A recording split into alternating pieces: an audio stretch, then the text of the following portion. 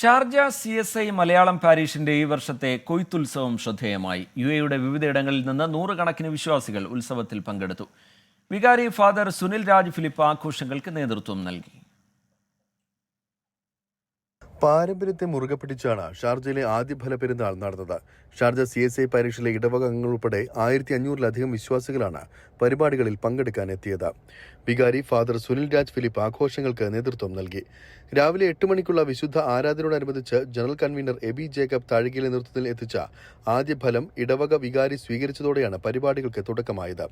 ആദ്യഫല സമർപ്പണം, വിഭവങ്ങളുടെ ലേലം, ഭക്ഷ്യമേള, ഹെവൻലി വോയ്സ് നയിച്ച ക്രിസ്തീയ ഗാനമേള, കലാഭവൻ ബിജുവിന്റെ മിമിക്സ് പരേഡ്, ആഷ്ലി മേരി ബിജുവിന്റെ നേതൃത്വത്തിൽ കുട്ടികളും മുതിർന്നവരും ഉൾപ്പെടെ 50ഓളം പേർ അണിനിരുന്ന ഫ്ലാഷ് മോബ് എന്നിവയെല്ലാം പരിപാടിയുടെ ഭാഗമായി നടന്നു. മെഡിക്കൽ ക്യാമ്പും ആഘോഷത്തിന്റെ ഭാഗമായി ഒരുക്കിയിരുന്നു.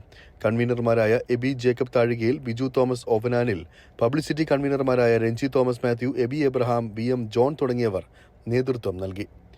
24 ഷാർജ.